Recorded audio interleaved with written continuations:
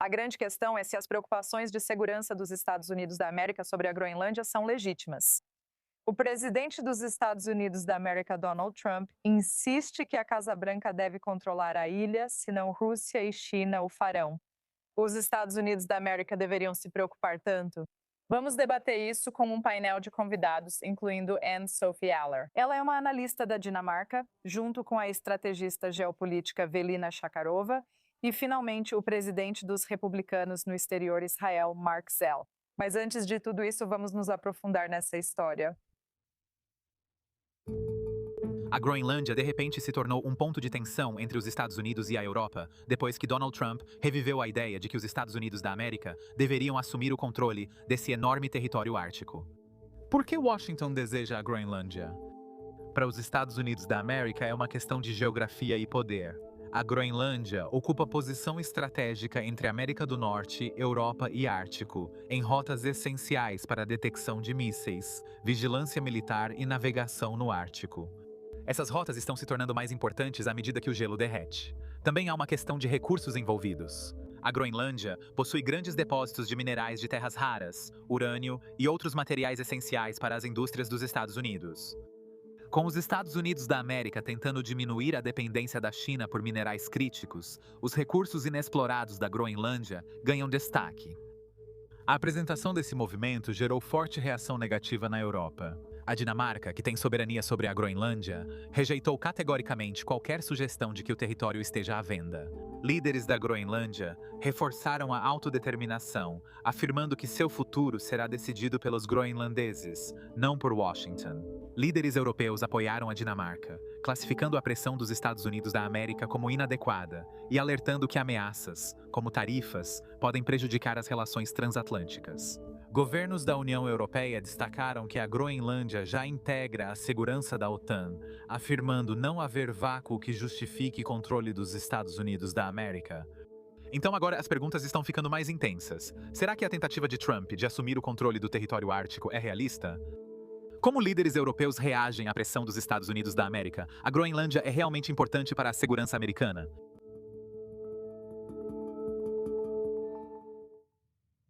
Bem, essa é a pergunta. A Groenlândia é realmente tão importante para a segurança dos Estados Unidos da América? Vamos começar com uma rodada relâmpago de 30 segundos. Lembrem-se, cada um dos nossos convidados só tem 30 segundos para responder. Iene, por que você não começa também? É muito difícil realmente responder a isso, porque eu sou dinamarquesa, também sou analista, mas obviamente tenho interesse pessoal. Tenho amigos na Groenlândia. Temos um terço da população groenlandesa na Dinamarca, então estamos emocionalmente, nacionalmente e logicamente envolvidos nisso. A resposta curta é que os Estados Unidos têm acesso total ao território da Groenlândia. Então, não há nada que os Estados Unidos não tenham agora em termos de acesso, em termos de oportunidades de negócios na Groenlândia. Ok, Dan, vamos ter que te interromper primeiro porque precisamos ir para o nosso próximo convidado, mas vamos voltar para você. Você vai ter mais tempo para nos dar mais a sua opinião. Velina, você tem 30 segundos, diga o que pensa.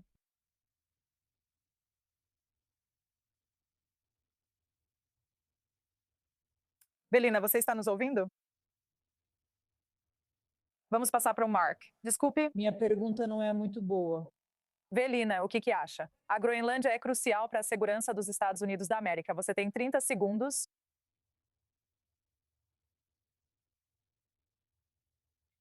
Do jeito que eu vejo, do ponto de vista geopolítico, é que os Estados Unidos estão enquadrando o problema da Groenlândia, principalmente pelas lentes da segurança. No contexto da competição global por poder, alegando que a posição dominante da Rússia, em algum momento futuro, vem fazendo sua lição de casa nos últimos 10 anos. A China busca criar novos fatos concretos em coordenação com a Rússia, especialmente nos domínios geoeconômicos. E futuramente também poderia tentar ter presença militar novamente por meio da coordenação com a Rússia. E esse é o enquadramento dos Estados Unidos. Mas de forma alguma, esse enquadramento justifica reivindicações territoriais e reivindicações sobre a soberania da Groenlândia. Certo, Velina, voltamos em breve. Mark, sua opinião. A Groenlândia é importante para a segurança dos Estados Unidos da América. Você tem 30 segundos. Não há dúvida, Natasha, de que a Groenlândia é importante para a segurança dos Estados Unidos da América, mas essa não é a questão discutida hoje. Se você olhar para o derretimento das calotas polares, há uma intensa rearmamento ou militarização da China e da marinha chinesa. Você tem a questão das terras raras. A Dinamarca é soberana, mas quase não possui exército nem controle efetivo sobre a Groenlândia. A Groenlândia é importante e isso não é novidade. Vamos discutir. Tudo bem, ok. Então, agora quero abrir nosso debate para respostas mais longas. Sintam-se à vontade para interagir uns com os outros. Não haverá mais um cronômetro tocando. Nossa próxima pergunta é sobre a incorporação da Groenlândia. É a única forma dos Estados Unidos da América dissuadirem China e Rússia? Mark, volto para você, pois estava começando a falar sobre isso. Sim, a primeira coisa que quero dizer, Natasha, é que essa não é uma questão nova. Os Estados Unidos tentaram comprar a Groenlândia em 1867, no mesmo ano em que compraram o Alasca dos russos. Também tentaram comprá-la em 1917. Eles ficaram com as Ilhas Virgens, enquanto os Estados Unidos da América ocuparam a Groenlândia na Segunda Guerra Mundial devido à ameaça nazista. Em 1946, Harry Truman tentou comprá-la de novo. Donald Trump apenas repete o antigo interesse dos Estados Unidos da América pela Groenlândia. Sua pergunta principal: os Estados Unidos da América precisam afirmar soberania sobre a Groenlândia para proteger seus interesses de segurança nacional?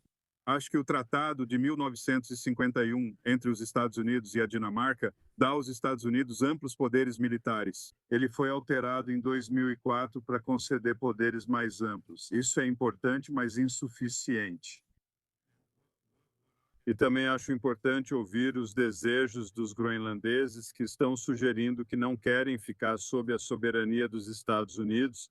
Ok, é possível resolver isso permitindo que a Groenlândia se torne independente da Dinamarca e faça um acordo de associação com os Estados Unidos. Assim como nas Ilhas Marshall ou Palau no Pacífico, que também enfrentam ameaça chinesa e geopolítica, é assim que deve ser feito. Isso pode satisfazer o desejo de independência dos groenlandeses e os interesses de segurança nacional dos americanos. Quero saber sua opinião. A Groenlândia estaria melhor com os Estados Unidos da América e Dinamarca ou como Estado independente, como sugeriu Mark? Eu acho que nossa primeira-ministra, em um momento talvez de forma um pouco fatídica, chamou de absurda a ideia de que um aliado poderia simplesmente comprar um território do Reino da Dinamarca. Eu acho que, antes de tudo, a Groenlândia pertence aos groenlandeses e esse é o ponto de partida para esse debate. Eles deixaram muito claro que não têm interesse, acho que apenas cerca de 5% têm interesse em se tornar americanos. No entanto, a chefe de governo da Groenlândia, há apenas alguns dias, afirmou de forma muito clara que os groenlandeses, eles querem ficar no Reino da Dinamarca. O bom disso é que o Reino da Dinamarca é um aliado muito leal dos Estados Unidos da América. O Reino da Dinamarca concedeu aos Estados Unidos da América todo o acesso tanto ao território dinamarquês quanto ao território groenlandês. Os Estados Unidos da América podem vir com qualquer tipo de equipamento militar. Os dinamarqueses querem cooperar com os Estados Unidos da América de todas as formas. Então, percebemos que todo esse debate é quase inadequado. Acho que esse é o ponto de partida. Admito e acho que nossa primeira-ministra ou ministra das Relações Exteriores também admitiu recentemente na Fox News que sempre há alguma noção de verdade. E dentro do quadro que temos constitucionalmente, dentro do Reino da Dinamarca, os groenlandeses têm a opção de simplesmente se retirarem da Dinamarca, do Reino da Dinamarca, e se tornarem independentes. Claro, nessa situação existe uma certa incerteza quanto às futuras alianças da aliança, etc. Acho que entendemos isso. Isso faria com que os Estados Unidos hesitassem em expandir a presença militar e também em relação à previsibilidade e às futuras alianças. E eu acho que existem maneiras de lidar com essas inseguranças que os Estados Unidos possam ter. Belina, eu gostaria de passar a palavra para você. Eu fiz essa pergunta para o Mark, mas quero ouvir sua resposta e, obviamente, você está livre para comentar sobre o que acabou de ouvir. Você acredita que anexar a Groenlândia é a única forma dos Estados Unidos da América dissuadirem China e Rússia? Ou há outras opções para a Casa Branca atingir esse objetivo? Bem, com certeza. Eu aconselho contra a abordagem atual do governo Trump. Eu não acho que essa seja uma maneira inteligente de fazer isso. E, na verdade, já tivemos um precedente e um caso claro durante a Primeira Guerra Fria. Se considerarmos que já há uma nova guerra entre Estados Unidos e, de outro lado, China e Rússia. E o Ártico é apenas uma das muitas, digamos, áreas geográficas, além dos muitos campos de competição pelo poder global. E eu aconselharia, na verdade, a simplesmente adotar o que funcionou bem no passado. Um exemplo é o Acordo de Defesa Direto entre Dinamarca e Estados Unidos. É apenas uma atualização do último, sabe? Desse tipo de acordo de 2004, com anexos adicionais e conteúdo extra. É mais ou menos suficiente para realmente abrir a porta para qualquer presença militar dos Estados Unidos na Groenlândia, sem todo esse barulho e essa retórica escalatória atuais. E sem realmente enfraquecer não apenas um dos aliados mais importantes e leais, que é a Dinamarca dentro da OTAN, mas basicamente enfraquecer todo o bloco euroatlântico. O segundo ponto importante que eu realmente recomendaria é criar algum tipo de doutrina de corredor do norte, que seria uma extensão do hemisfério ocidental, pois os Estados Unidos veem o Ártico, e não só a Groenlândia, como extensão do hemisfério ocidental. E agora, há um argumento muito forte em que você tem, na verdade, os mais leais, os mais fortes, alguns dos mais fortes. Aliados dos Estados Unidos da América e da OTAN no norte, que na verdade vem se integrando ao cenário de defesa dos Estados Unidos da América há anos. Antes mesmo da entrada da Suécia e Finlândia na OTAN, eles já atuavam em sistemas de defesa dos Estados Unidos da América. Então, basicamente, o segundo pilar desse corredor do norte seria a expansão de um tipo de bloco ártico do norte. Pense nos OQUs, sabe? Lembra? Austrália, Reino Unido e Estados Unidos era entre nós, entre Austrália, Reino Unido e Estados Unidos. E não era só sobre submarinos, também era sobre um pacto de defesa. Então, algo parecido pode realmente acontecer no norte, onde também incluímos o Canadá e até o Reino Unido. E aí está. Você tem um pacto de defesa, está dentro da OTAN. E então, o que Trump mais gosta no fim do ano?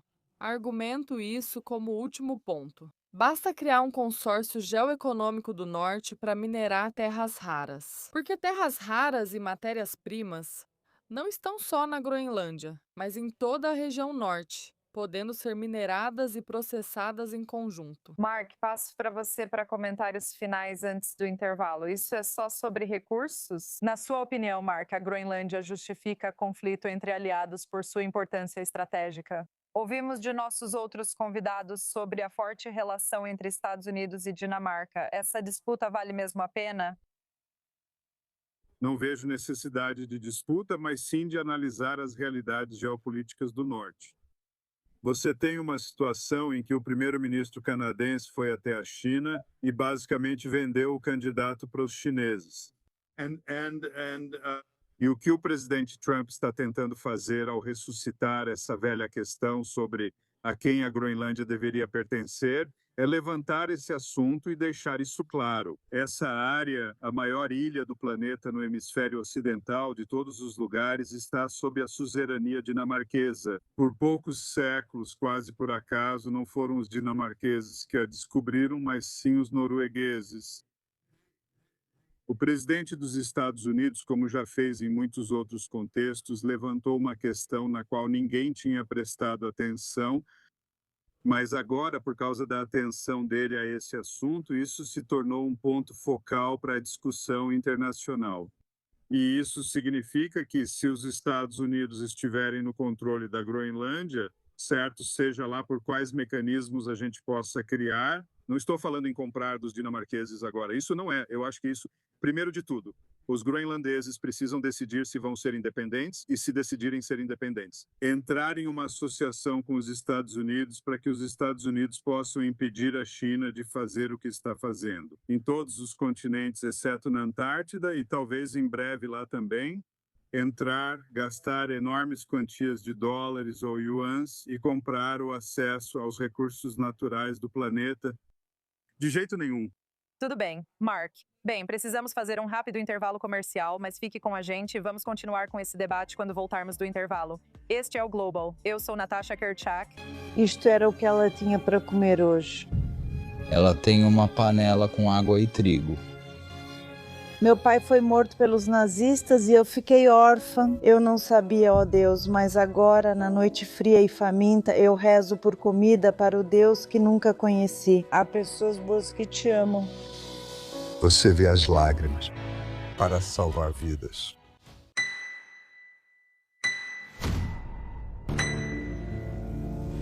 Vasculhamos todos os carros das pessoas evacuadas. Quando o desastre acontece, não há tempo para pensar. Cada segundo, cada movimento é a diferença entre a vida e a morte. Na United Otsalah é para isso que treinamos. Exercício de incidente com múltiplas vítimas. Treinamento para emergências com mais feridos do que socorristas. Não é real, mas aqui se formam salvadores para ataques terroristas, foguetes, desastres naturais ou desabamentos de prédios.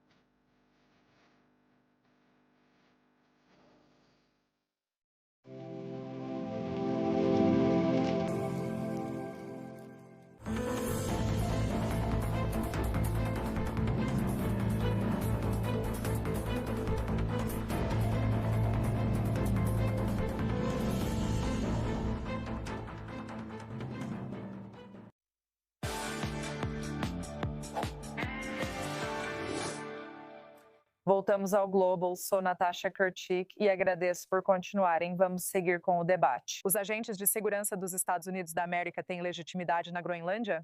Bem, o presidente dos Estados Unidos da América, Donald Trump, continua afirmando que a Casa Branca deve assumir o controle da ilha e os líderes europeus estão indignados. Veja a lista. Aliados não devem se tratar assim, por isso entendo o termo chantagem. Temos até 1º de fevereiro para mostrar união e deixar claro que isso não é aceitável.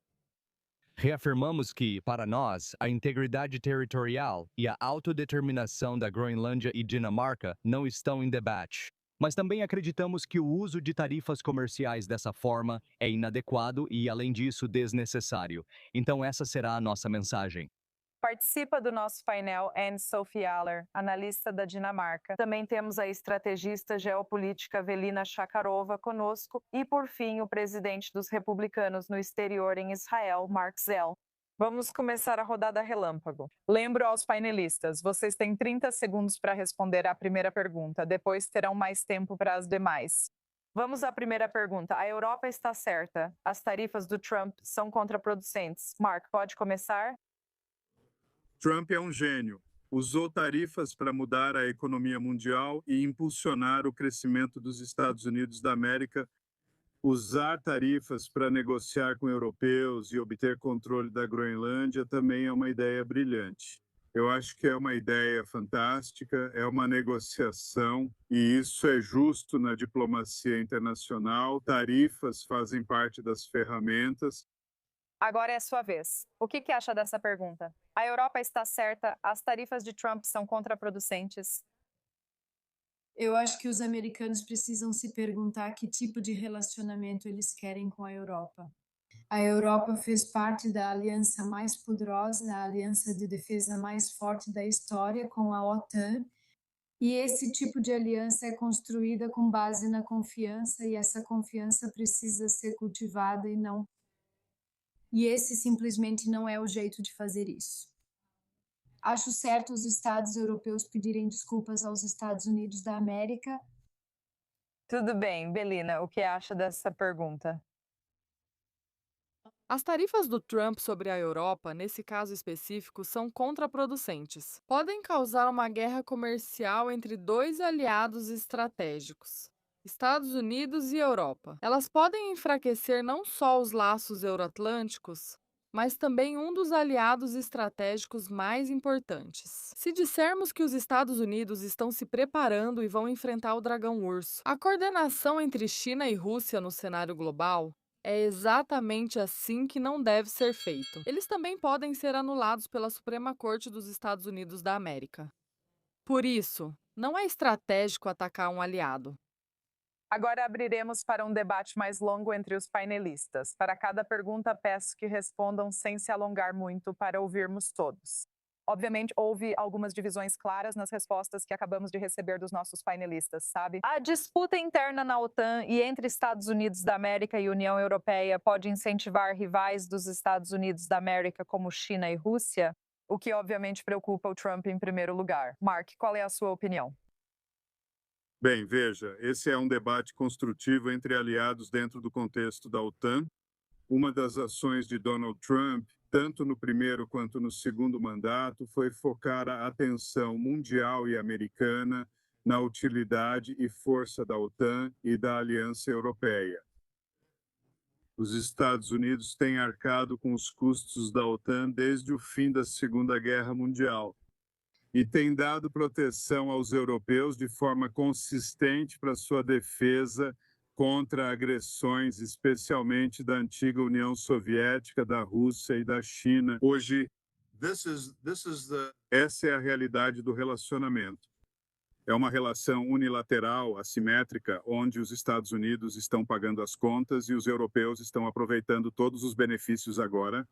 Você pode ver isso na disputa ucraniana entre os Estados Unidos e os europeus, com a situação nos Balcãs, com a República Srpska e assim por diante. Este é um momento importante para os Estados Unidos dizerem aos europeus: ok, vocês tiveram uma boa vida por 75, 80 anos, nós vamos redefinir o relacionamento. Vocês precisam pagar a parte de vocês da conta e admitir que os Estados Unidos têm interesses principais na Groenlândia. Entreguem para nós, vendam para nós ou resolvam de uma forma que todos possamos conviver juntos. Tudo bem, Belina, percebi suas caretas sobre isso. E o que acha? Sabemos que os Estados Unidos, como superpotência, venceram a Primeira Guerra Fria por causa de seus parceiros e aliados estratégicos leais e confiáveis.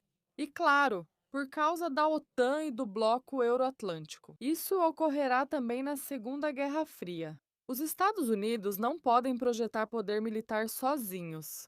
Precisam de parceiros confiáveis e sólidos no Ártico, no Norte e ao longo do flanco leste da OTAN, que vai ser a nova cortina de ferro para realmente conter a Rússia.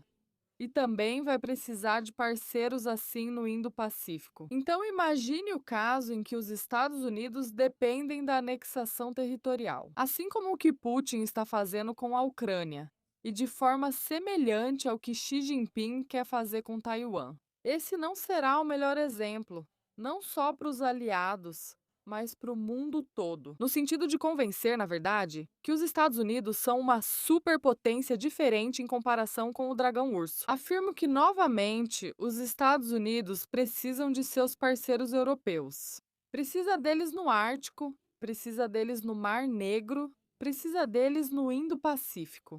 E se criar esse precedente com reivindicações territoriais na Groenlândia, será um golpe estratégico sério para a projeção de poder americana. Certo, quero falar um pouco mais sobre isso e quero ouvir a sua opinião, sabe? Impor essas tarifas aos aliados da OTAN por causa da Groenlândia poderia prejudicar permanentemente as relações transatlânticas?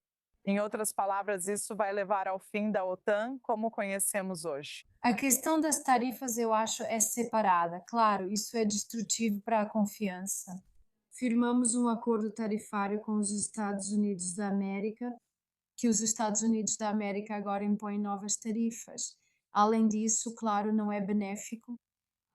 Não há nenhuma maneira, forma ou possibilidade de que uma OTAN enfraquecida seja benéfica para os Estados Unidos da América.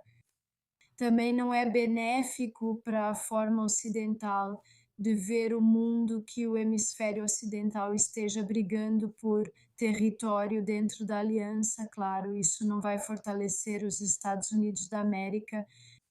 Eu também quero apenas destacar que a presença dinamarquesa na Groenlândia remonta a 1000 anos atrás e que durante 300 anos nós tivemos a soberania sobre o território. Um terço da população inuit da Groenlândia vive na Dinamarca. Estamos ligados culturalmente, historicamente e por laços familiares, de maneiras que não podem ser simplesmente descritas como um acaso ou algo aleatório, como foi retratado aqui. Isso é bastante sério também para essa população relativamente pequena na Groenlândia que tem desejado mais autodeterminação. Com certeza não querem ser tratados como mercadoria. Então, eu acho que há muitos equívocos, mas no fim das contas os Estados Unidos não têm nada a ganhar enfraquecendo a OTAN e a aliança dessa forma.